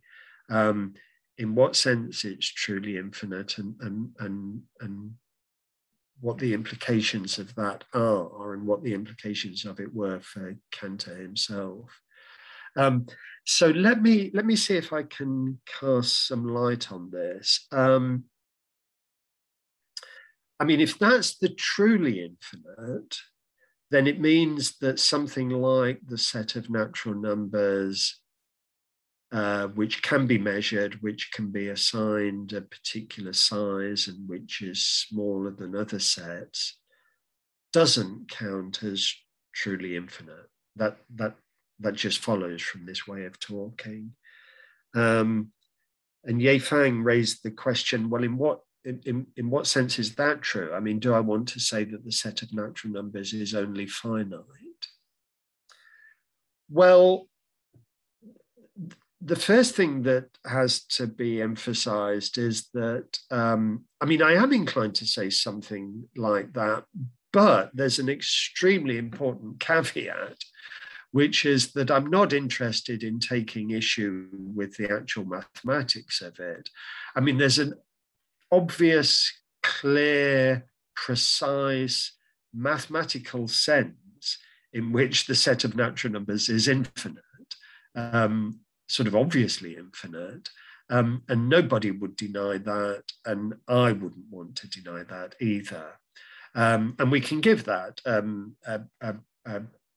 that sense of infinity, we can give a precise mathematical definition. I mean, a set is infinite in that sense if it's the same size as one of its own proper subsets. And that just does apply to the set of natural numbers, and there's no quarreling with that, and I wouldn't want to quarrel with that. But what I have in mind is something like this. I mean, if you ask people, what do they intuitively understand by the infinite? People that have not formally studied it, but are just working with a very basic, intuitive, everyday notion of the infinite, and ask them what they mean by it. And if you draw the sort of distinction that I drew in the first lecture between the mathematically infinite and the metaphysically infinite, and explain that you're interested in the mathematically infinite, so we're going to put to one side notions of perfection and omnipotence and all of that, the kind of infinity that might apply to God. So just thinking in mathematical terms, ask people what do they understand by the infinite. I mean, you'll get various different answers, but the kind of thing that people are likely to do is they're likely to talk in terms of the endless, or the boundless, or the immeasurable. Those are the sorts of concepts that they will appeal to. I mean, something is infinite if it goes on forever and ever without end, or if it goes on forever and ever without any bound, or if it can't be measured. Those are the sorts of answers that people will give. Non-mathematicians, I'm thinking of in this context, expressing a very basic intuitive idea of the infinite. Now, if that's our intuitive idea, if that's what we basically understand by infinity, if we then look back at Cantor's work and look at what he did, we'll find that what he did was that he took various sets, like the set of natural numbers, and showed that they're limited in size. You can measure precisely how many members that set has. You can give a precise mathematical sense to the question how many members it has and give a precise mathematical measure. And it's limited in size because there are other sets that are bigger. So if the question arises, where do these ideas apply, ideas of endlessness and boundlessness and immeasurability, it looks as if they don't apply to the set of natural numbers. That's measurable. and it's limited. It's limited in size. And there are bigger sets, and there are sets that get bigger and bigger without limit. So where do those ideas of endlessness and unlimitedness and immeasurability apply? They apply to the kind of thing that Cantor would have called an inconsistent totality. They apply when you're considering the whole mathematical landscape, trying to collect these things all together and to consider them all together. By the time you do that, you've got what Cantor would have called an inconsistent totality. And by the time you've got that, you've also got something which arguably deserves to be called the truly infinite, because that's where these notions of endlessness and immeasurability and unlimitedness truly apply. So that's the kind of idea that I had in mind when I suggested, not in today's lecture, but in some of the written work that I've produced, when I suggested that in some sense, the natural numbers are not truly infinite. And this also takes us back to one of Yifang's questions. How exactly are we to understand Aristotle's distinction between the actual infinite and the potential infinite? And in the first lecture, I tried to emphasize that Aristotle himself understood it as a temporal distinction and was thinking very much in terms of time itself, literally understood. The actual infinite is what is present all at once. The potential infinite is an infinite that's spread out over time and emerges in a never-ending process. Now, we can adopt that distinction in a more metaphorical sense. And instead of thinking about literal time, we can think of the actual infinite as what's present all at once, in the sense that it can be subjected to mathematical scrutiny, if you like, or studied in a precise mathematical way. Whereas the potential infinite is what emerges in some never-ending process that is never finally subjected to mathematical scrutiny, never can be finally subjected to mathematical scrutiny, because it's never finally there in any literal or metaphorical sense. And in those terms, what I'm suggesting, and what I did suggest earlier in today's lecture, is that Cantor, in a way, is on Aristotle's side, because the truly infinite is the infinite that attaches to these inconsistent totalities. And that's potential, not actual, because that's not subject to mathematical scrutiny. That's what emerges in this never-ending process of considering larger and larger and larger collections of sets, each of which can be subjected to mathematical scrutiny, but all of which fall short of the whole. And I would say the potentially infinite whole, or the truly infinite whole. So I'm personally inclined to be quite Aristotelian about this. And I'm inclined to think that Cantor himself has helped to defend Aristotle rather than to attack Aristotle. Now, there is also a huge and fascinating question about where Wittgenstein fits in all of this. And I wish I had much, much more time, because there's plenty to be said in answer to this. And in particular, as soon as you start talking about Wittgenstein in connection with a topic like infinity, you're already in a way presenting a discussion that has two components. because there's the early Wittgenstein and the later Wittgenstein, and they each raise independent, fascinating issues. Is there a kind of finitism in Wittgenstein? In the later Wittgenstein, maybe there is, although if there is, I think it's the kind of thing that I was just highlighting myself. And I don't think that Wittgenstein was interested in challenging actual mathematical practice. So he would not have wanted to come along and tell mathematicians that they were doing anything wrong qua mathematics. And he wouldn't even have wanted to say that to Cantor. So if you consider that quotation that appeared on the handout, where he argued with Hilbert and said that he didn't think that Cantor had taken us into a paradise, that wasn't because he disagreed with Cantor's mathematical work.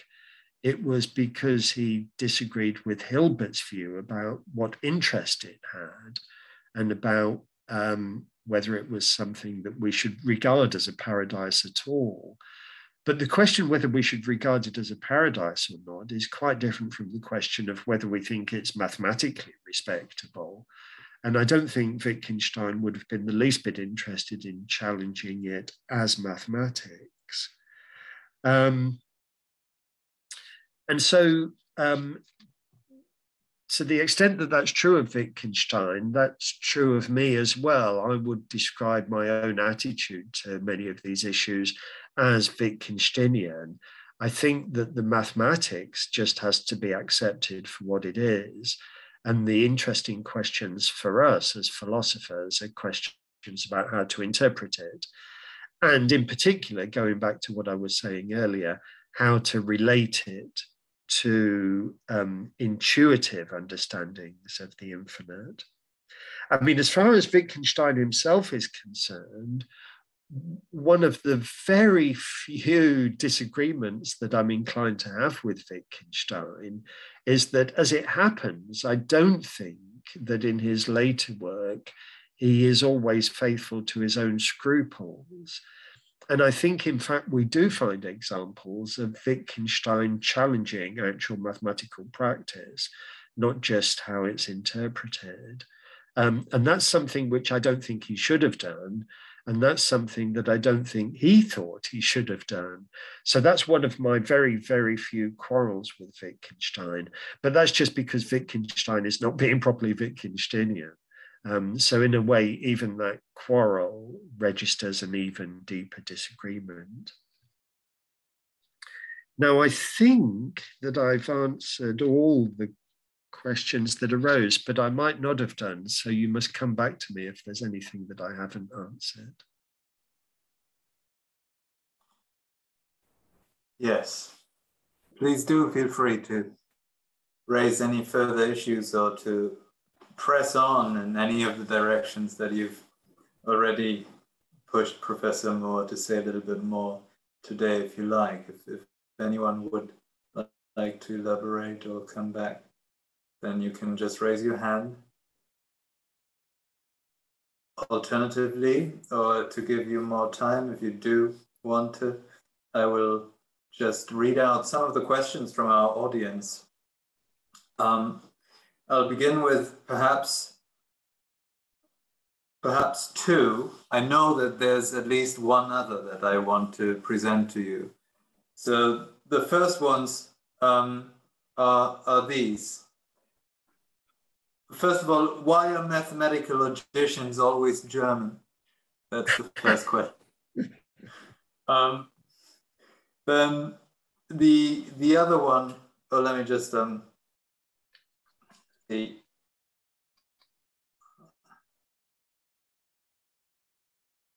Oh, I think it's this one. Apologies if I find midway through that it wasn't this one. I think it's this one. Is infinity or the infinite in mathematics always, in a sense, relative rather than absolute? The idea is is it always, or is it not true that it is always relatively defined in terms of some relation? So for example, in calculus, infinity is most notable for being greater than every other real number, the questioner says. And to sum up, the question goes, is there absolute infinity? That's the second question. Those are the two first questions I want to put to you from our audience. Mm-hmm. Good, thanks.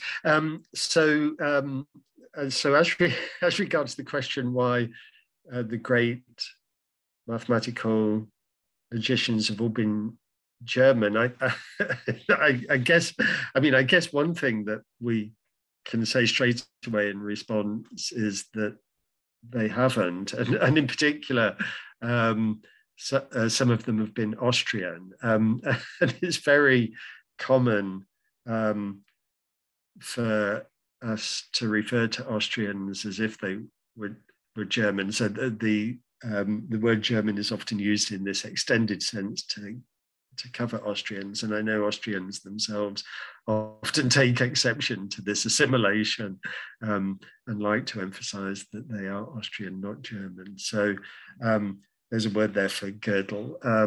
But it's certainly true that Germany has seen a lot of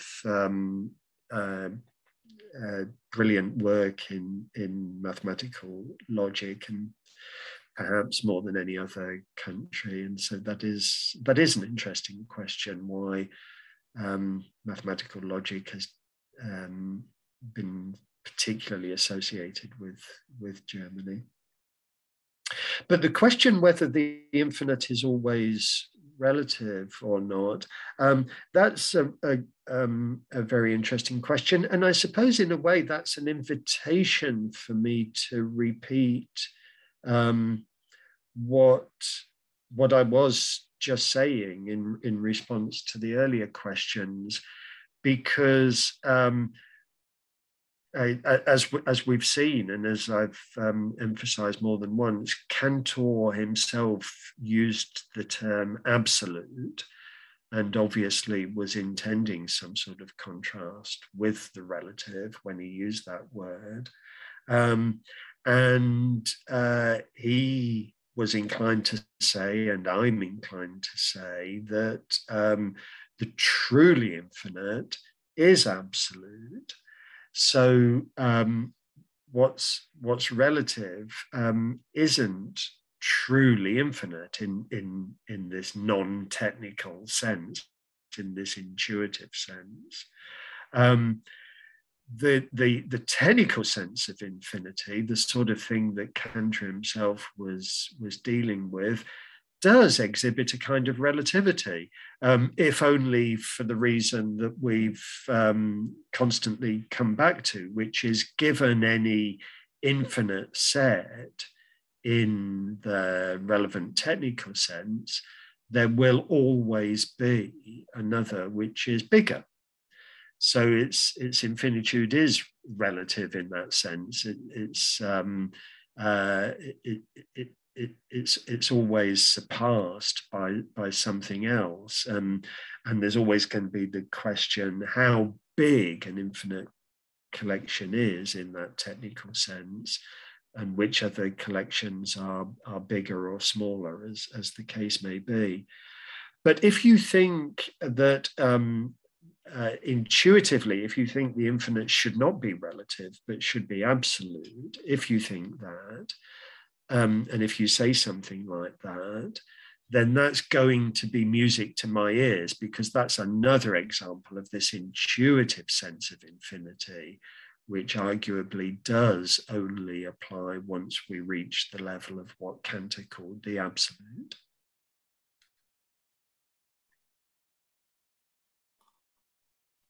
Thanks very much, Adrian. Now, we've technically run out of time, but there is one final question which I've seen in the audience questions come up several times, And I myself am particularly interested to hear a little bit about this. I believe it also gives you a chance perhaps to give a little bit of a preview of the final lecture, the next lecture in 2 days, but that's an option. So the question is about the final thoughts that you shared towards the end of your lecture concerning what we may learn about the human mind, or perhaps human beings and their relation to the world, perhaps one particular comparison between human beings and other kinds of being that has recently captured many people's imagination. That's human beings and their relation to machines, thinking of artificial intelligence. So you quoted Lucas and his famous view and argument concerning perhaps what you had touched upon previously in answering a question to a previous lecture, namely the possibility that the human mind is in some important way infinite.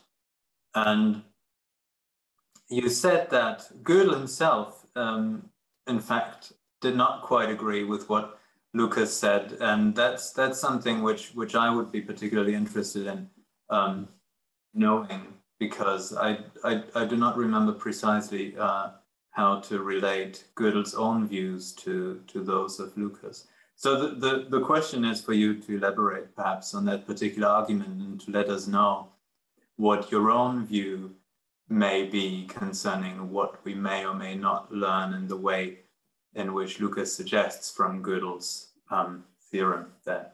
Thank you. Good, yes. I mean, there will be, as you rightly pointed out, there will be a more general discussion next time of how these questions relate to our own finitude, the way in which human beings are finite, and the sense, if any, in which we're infinite. And I shall certainly be returning to these questions in the fourth lecture. But there is already an issue that arises in this lecture, which, as you say, I discussed towards the end of the lecture, which is whether Gödel's theorem casts some interesting light on these issues, and whether it shows that the human mind has a kind of infinite capacity which goes beyond that of any possible machine. Now, Lucas is very famous for having presented that argument, and he's not alone. I mean, other people have supported him. Perhaps the most famous example is the mathematician Roger Penrose, who argues in a very similar way to Lucas. But I think it's fair to say that Lucas's argument and Penrose's argument have attracted more opposition than support. I think it's fair to say that there are more people that disagree with them than agree with them. And as I said, this would have included Gödel himself. And for what it's worth, it also would include me. I mean, I would count myself as somebody who's opposed to this line of thought. And I'm opposed to this line of thought for reasons similar to Gödel's. So let me say a little bit about how Gödel would have reacted. Basically, I mean, to put it very crudely, Lucas is saying, look, given any formal system, given any axiomatization of arithmetic, we human beings can always recognize the truth of an arithmetical statement that lies beyond that axiomatization. There's always a kind of insight that we have into mathematical reality that goes beyond what's captured by that axiomatization. And if a computer is always working with an axiomatization, then that is tantamount to saying, given any computer that's doing arithmetic, we can do better arithmetic, roughly. And the issue and the reason why a lot of people disagree with Lucas is what exactly is meant by the word given. Given any axiomatization, we can do this or that. I mean, it's all very well envisaging what we might or might not be able to do in principle, but who knows what a computer might or might not be able to do in principle. In practice, there are going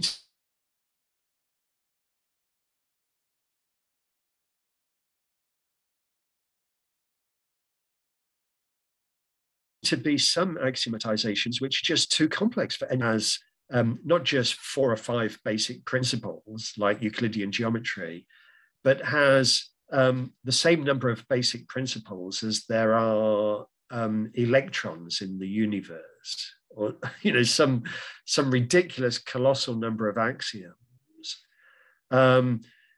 Strictly speaking, that would still be an axiomatization, but it would be something that was totally beyond any human being to grasp.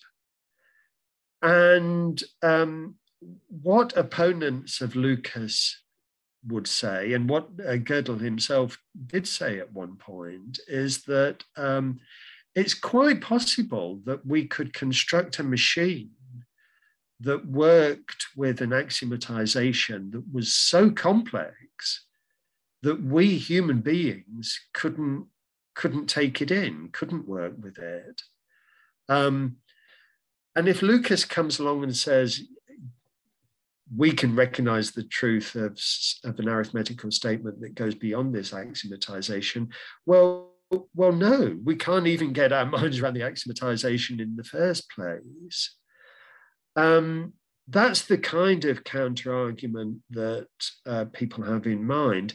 Now, what Lucas himself will do in response, and what Penrose will do in response, is to insist on the distinction between what's possible in principle and what's possible in practice. And they will say, oh, well, yes, in practice, some axiomatizations are too complex for us to grasp, but in principle, we can grasp an axiomatization, even if it's got zillions of axioms.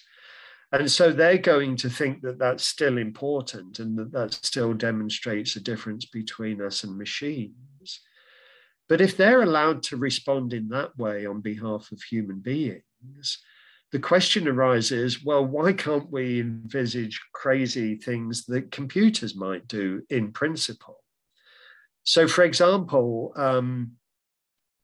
I mean, who's to say that in principle we couldn't construct a computer that was able to do arithmetic by investigating all the natural numbers one at a time and investigating whether they had relevant properties or not? How can it do this without going on forever? Well, we can wheel in Zeno at this point. We get it to spend half an hour considering 0, spend a quarter of an hour considering 1, spend an eighth of an hour considering 2, spend a 16th of an hour considering 3, and so on and so forth. And then after an hour, it's been through all the numbers and can tell you whether they all have this property or not. In practice, that's obviously out of the question. There's all sorts of reasons why that's not possible in practice. I mean, it may even violate some fundamental laws of physics. But if we're allowed to talk about what's possible in principle, then why shouldn't we envisage something like that? In which case, the computer may be able to do as much as a human being can do, and perhaps even more. So that's roughly why I myself would want to take issue with the Lucas argument. And And that's the sort of reason why Gödel himself would have wanted to take issue with it. Very interesting indeed. That's something I would love to respond to at this point. In fact, I'm very sorry, but I will not, because we've run out of time. But there are many connections of this particular topic that Professor Moore broached towards the end of today's meeting that may be continued therefore at the final meeting on Friday, when the final lecture will concern human finitude. Today, I want to say thanks to Professor Moore and thanks to all of our panelists for their great contributions. Thank you ever so much. Thanks also to our audience, of course. And I hope to see you all on Friday. So thanks and goodbye for today. Thank you.